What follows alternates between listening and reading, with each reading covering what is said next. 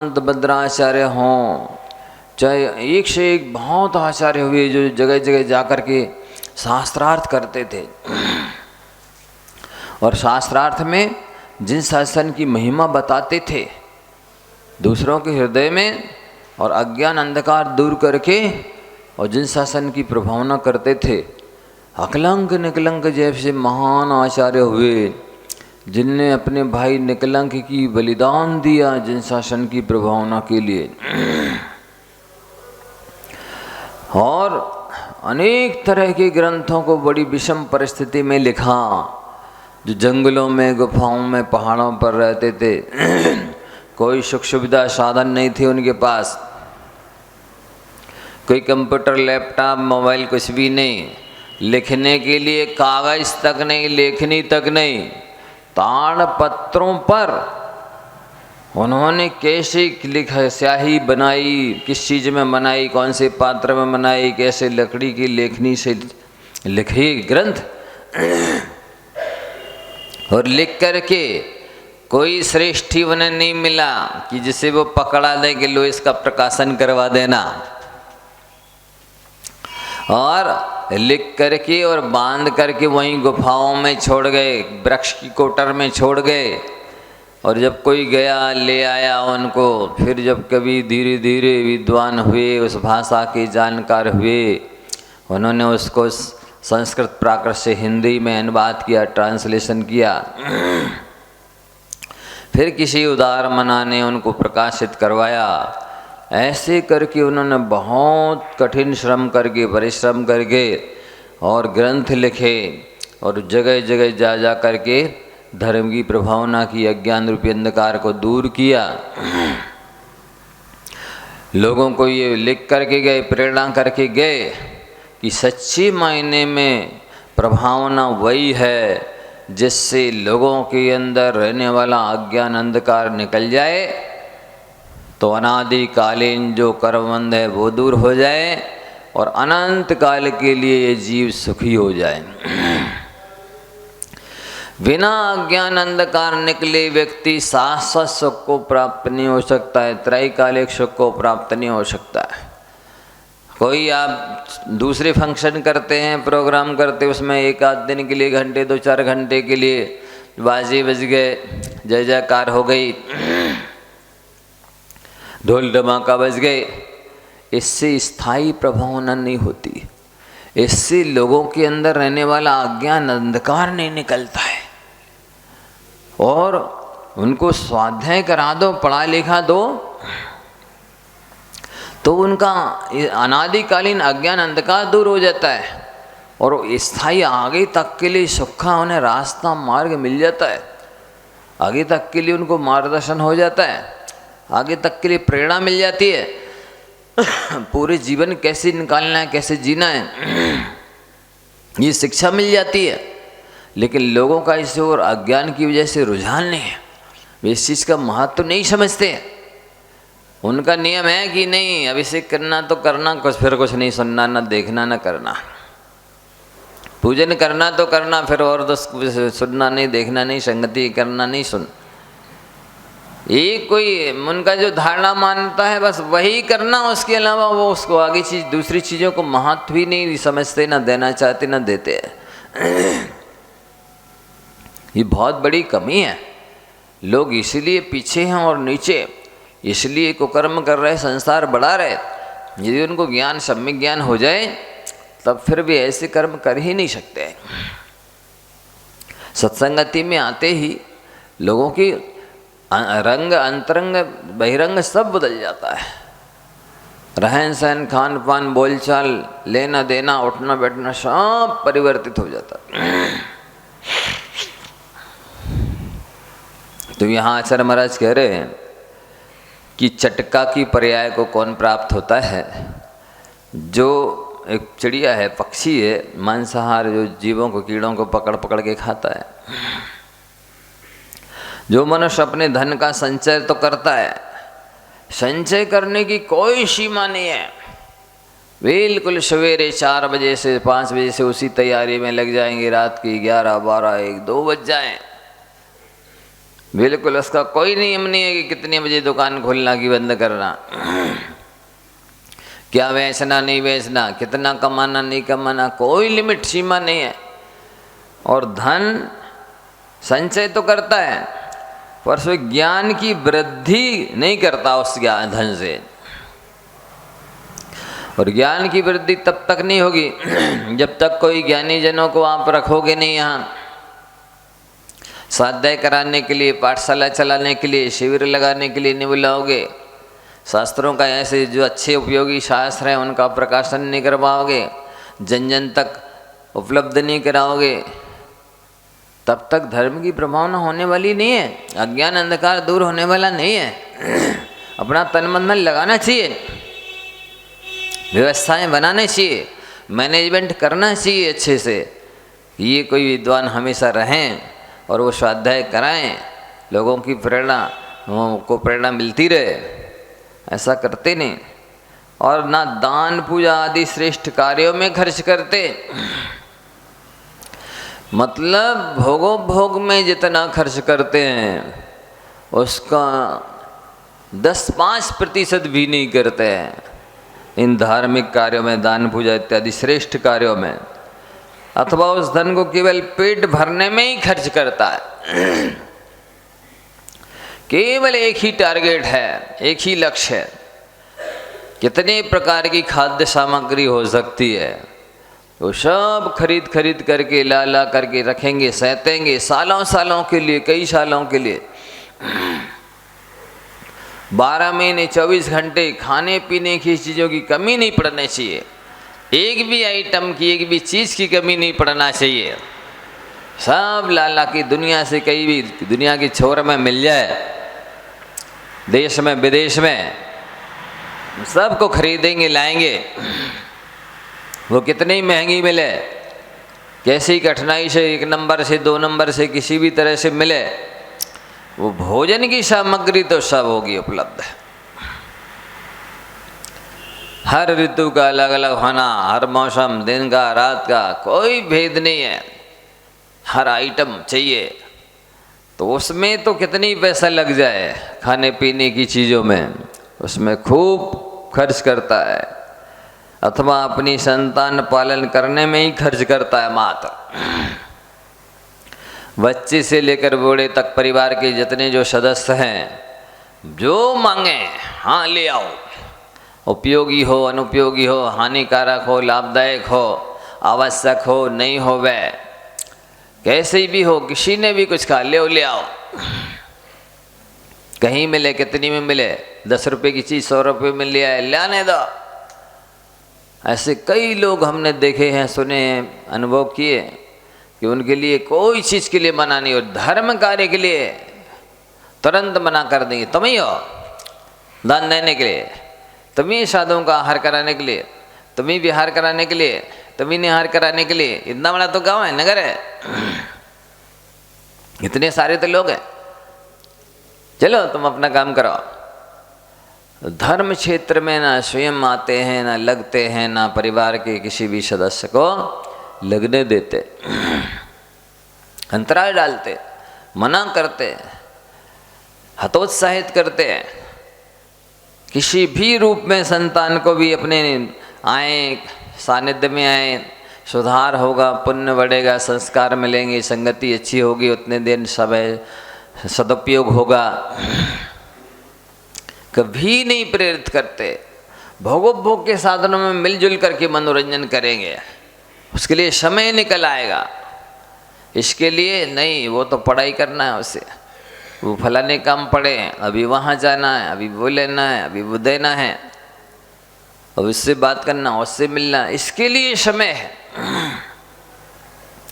बाकी कुछ भी होता रहे, कोई भी आ जाए चला जाए, कोई मतलब नहीं। उनके प्रति मेरा क्या कर्तव्य है, कोई मतलब नहीं। उनसे मुझे क्या लाभ उठाना है, क्या लाभ लेना है, कुछ ध्यान नहीं। इसलिए लिखा है कि जो धन का संचय तो करते रहते हैं, उसमें तो 60, 70, 80 कितने साल के हो गए हैं, कोई लिमिट नहीं, कब तक कमाना है, ना उम्र का ठिकाना है ना समय का ठिकाना है। कई महिलाएं भी ऐसी होती हैं, हमेशा प्रेरित करती हैं तुम और बड़ा दुकान करो और बड़ा व्यापार करो और कुछ पैसे आए ऐसा साधन उपाय अपनाओ, जबकि कमी कुछ नहीं है। केवल टॉर्चर करते रहना, प्रेरित करते रहना, और कमाओ और लाओ और खोलो धंधा दुकान और बढ़ाओ व्यापार और आइटम बढ़ाओ और जल्दी चले जाओ दुकान पे, थोड़ी और देर से आएगा। इस टाइप से ये बहुत संस्कारहीनता, ज्ञानहीनता, विवेकहीनता, संगतिहीनता की वजह से ऐसा होता है। एक महिला आई, बोली महाराज जी हम पति को कहते हैं थोड़ा और व्यापार बढ़ा, वो बढ़ाते नहीं है, अब बच्चा बड़ा होगा क्या करेगा?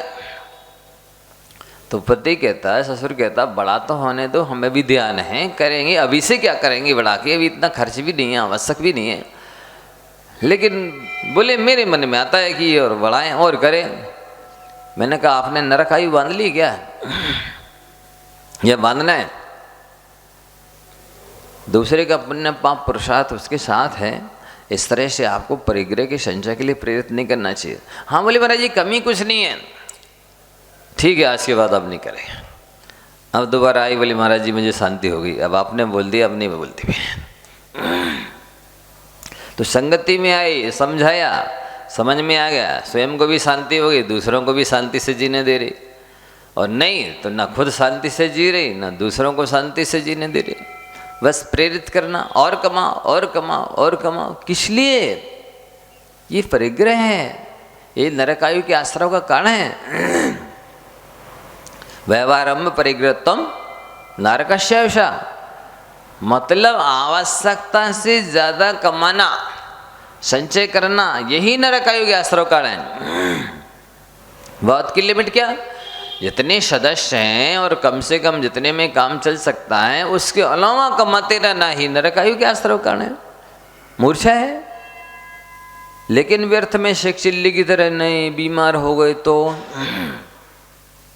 वो बम्बई जाना पड़ा या अमेरिका जाना पड़ा तो आने जाने का कितना किराया लगेगा, वहाँ नहीं पता नहीं डॉक्टर की एक बार की 1 लाख की फीस होगी, वो पता नहीं कितनी महंगी दवाइयाँ मिलेंगी और कितनी बार जाना पड़ेगा कि कौन कौन सी दवाइयाँ कितनी खरीदनी पड़ेंगी, महंगाई बढ़ती जा रही। इस टाइप से शेख चिल्ली जैसी कल्पनाएं, ये नहीं सोचते पुण्य का उदय होगा तो भारत में ही ठीक हो जाएंगे, पुण्य का उदय होगा तो 1 राख की पुड़िया भी लेता व्यक्ति ठीक हो जाता है, वही निमित्त बन जाती है। पाप के उदय में लाखों रुपए के इंजेक्शन लगते लेकिन फिर भी ठीक नहीं होते। कई लोगों को हमने देखा है, सुना, आके बताते रहते हैं महाराज जी हमें दिन भर दवाई लेनी पड़ती है, लगभग 10 बार लेनी पड़ती है, एक बैग इतना भरा ही रहता है, फिर भी कोई आराम नहीं लग रहा। आराम लगे तो लगे कैसे, पुण्य तो हो सत्ता में, दवाई से अकेले थोड़ी कोई स्वस्थ होता है, साथ में पुण्य चाहिए, और पुण्य होता है तो कोई भी दवाई निमित्त बन जाती है, नहीं होता तो कोई भी निमित्त नहीं बनता।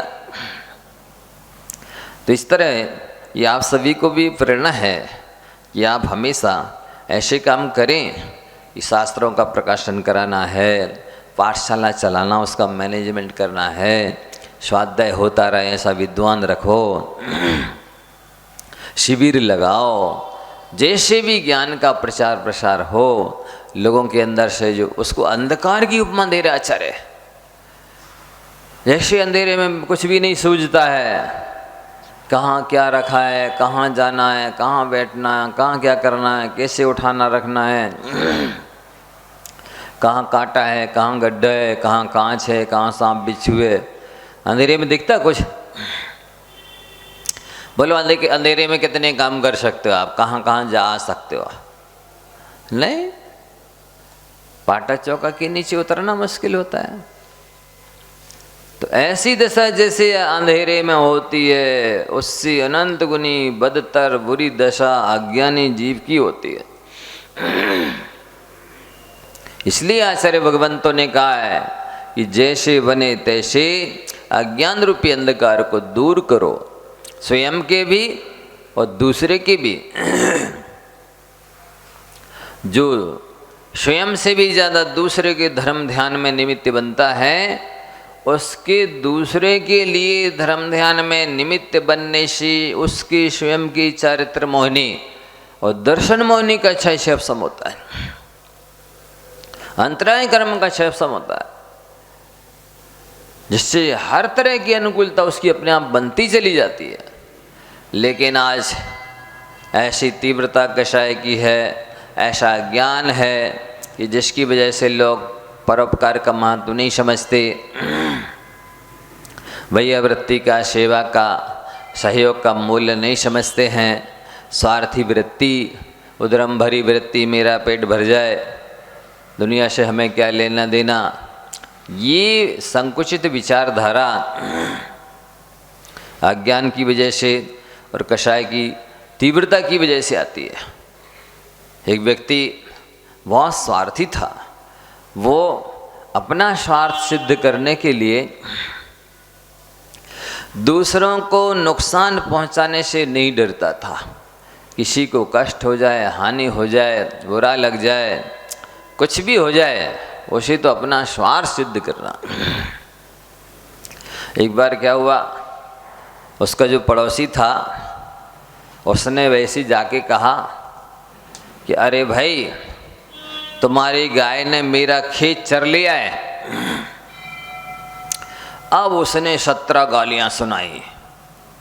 जो स्वार्थी था ना, बोले अरे वाह, कैसी बातें करते हो, पशु की गलती मनुष्य पर थोपते हो, पशु क्या पढ़ा लिखा है, पशु क्या संयमी है, पशु का प्रशिक्षित है, पशु के लिए कोई नियम संयम है, मर्यादा है, कानून है, गलती हो सकती है पशु से, ये तो आपकी गलती है, आपने अपने खेत की व्यवस्था नहीं की, सुरक्षा नहीं की, बाड़ी नहीं लगाई, रखवाली नहीं की, और अनेक बातें सुना दी। वो सुनता रहा। बाद में उसने कहा नहीं नहीं, बोले आप गलत बोल रहे हैं। पहले तो वो जो डांट रहा था स्वार्थी व्यक्ति, वो सामने वाले से बोला आप गलत बोलते हैं। जब 17 गाली सुनाने के बाद उसने ये शब्द बोला कि आप गलत बोलते हैं, तब उसने कहा हाँ हाँ मैं गलत बोल गया। नहीं नहीं, आपकी गाय ने मेरा खेत नहीं खाया, मेरी गाय ने आपका खेत खा लिया है। अब क्या था, वो सारी की सारी गालियां उस पर लग गई, सारा दोषारोपण उस पर हो गया। अब उसको कहने के लिए कुछ भी नहीं बचा, क्योंकि अभी वो क्या समझ रहा था कि उसकी गाय ने इस पड़ोसी के खेत को खा लिया, लेकिन था क्या उल्टा कि पड़ोसी की गाय ने उसके खेत को चर लिया था। पर उसने तो गालियां सुना दी थी, दोषारोपण दे दिए थे, सारे गलती उस पर ही थोप दी थी, पड़ोसी की गलती है। अब वो सारे शब्द उस पर लागू हो गए।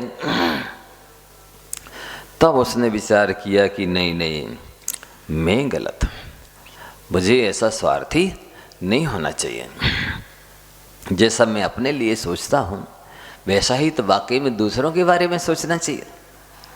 जैसा मैं अपने लिए हित चाहता हूँ वैसे तो सभी हित चाहते हैं। जैसा मैं अपने लिए सहयोग चाहता हूँ वैसे ही तो सभी लोग सहयोग चाहते हैं। जैसा मैं हानि सहन नहीं कर पाता वैसे ही तो दूसरे भी हानि नहीं सहन कर पाते। जैसे मुझे कोई स्वार्थी व्यक्ति अच्छा नहीं लगता तो वैसे ही तो दूसरों को अच्छे नहीं लगते होंगे। जैसे मैं आदर सम्मान चाहता हूँ वैसे ही तो दूसरे भी आदर सम्मान चाहते हैं। जैसे मैं कष्ट पसंद नहीं करता वैसे ही तो दूसरे लोग भी कष्ट पसंद नहीं करते हैं। इसलिए अब मुझे आज से परोपकारी होना चाहिए और अपने स्वार्थ सिद्ध करने के लिए दूसरे को हानि नहीं पहुंचाना चाहिए, कष्ट नहीं पहुंचाना चाहिए, अपमानित नहीं करना चाहिए। और स्वार्थ सिद्धि में अपने को हमेशा आसाता वेदनी का बंद होता है, अंतराय कर्म का बंद होता है और मोहिनी कर्म दृढ़ होता है। तब से उसे एक शिक्षा और प्रेरणा मिली कि नहीं, मुझे परोपकार करना चाहिए, सेवा वैयावृत्ति सहयोग की भावना होना चाहिए। तो यहाँ भी यही कहा जा रहा है कि यदि आपको लाभांतराय कर्म के क्षय अवसम से, पुण्य के उदय से, भाग्य से, धन मिला है तो आप भोग में कम से कम खर्च करके और ज़्यादा से ज़्यादा धर्म की प्रभावना में, अज्ञान अंधकार दूर करने में, दूसरों की सेवा वैयावृत्ति में, टहल में जो लाचार हैं, मजबूर हैं, अनाथ हैं, दीनहीन हैं, हर तरह से परेशान हैं, अभाव में जी रहे हैं, बेकारी भुखमरी से परेशानी है, ऐसे लोगों में लगाना चाहिए। ये आचार्यों का आदेश उपदेश संकेत है। उनका जो कहना है वो यही है कि परोपकारा पुण्याय पापाय पर पीड़नम, जितना भी हम तन से, मन से, धन से दूसरों का उपकार करते हैं, सहयोग करते हैं, वो उतना हम पुण्यबंध करते हैं, और जितना हम स्वार्थ सिद्ध करते हैं, अपकार दूसरों का करते हैं, वो सारा हमारे लिए पाप बंध में निमित्त होता है। दूसरे लोगों ने भी 18 पुराण लिखे हैं। व्यास ऋषि की कहते हैं 18 पुराण हैं। उन 18 पुराणों को यदि पढ़ने का किसी के पास टाइम ना हो, बुद्धि ना हो, तो लास्ट में उन्होंने 18 पुराण का सार 2 लाइनों में लिखा, जो अपने आचार्यों के ग्रंथों से लिया हुआ है। 18 पुराणेषु व्यासस्य वचनद्वयम् परोपकारः पुण्याय पापाय परपीडनम्। उनके 18 पुराणों का सार ये है कि जितना भी हम परोपकार करते उससे पुण्यबंध होता है, और जितना भी हमारे मन से, वचन से, काय से किसी को पीड़ा होती है, हानि होती है, किसी भी तरह की प्रतिकूलता खड़ी होती है, और सब से हमें पाप का बंध होता है। और ये जीवन तो निंदनीय होता ही है, अपयश होता है, और धर्म कार्यों में कंजूसी करने से हमेशा हमेशा ऐसे अंतराय कर्म का बंध होता है कि अनंत जन्मों तक फिर धर्म कार्य करने की अनुकूलता नहीं मिलती है। इसलिए कंजूसी को अभिशाप का है। कंजूसी तो भोगोपभोग के कार्यों में होना चाहिए। परोपकार की, धर्म की प्रभावना की, अच्छे कार्यों में कभी भी कंजूसी नहीं होनी चाहिए। मन से भी आप उपकार कर सकते, भला विचार करके, वचनों के द्वारा भी अपने आपके कहने से यदि किसी का काम बन जाता है, बाकी में वो वचन सार्थक है। कहने, आपके कहने मात्र से किसी का काम हो गया तो कितना सौभाग्य है आपका। आपको धन नहीं खर्च करना पड़ा, तन नहीं लगाना पड़ा, समय नहीं देना पड़ा, केवल बोलने मात्र से सामने वाले का काम हो गया। आप इतने सौभाग्यशाली हैं, तब तो आपको बोल करके दूसरों का भला कर ही देना चाहिए।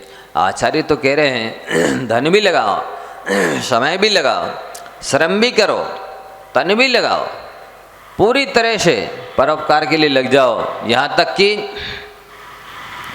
दूसरे के भले में, कल्याण में यदि आपके प्राण भी चले जाएं तो वो गए नहीं समझना, वो अजर अमर हो गए हैं। आपका जीवन सार्थक हो गया है, सफल हो गया, धन्य धन्य हो गया, कृत हो गया, ऐसा कहा है।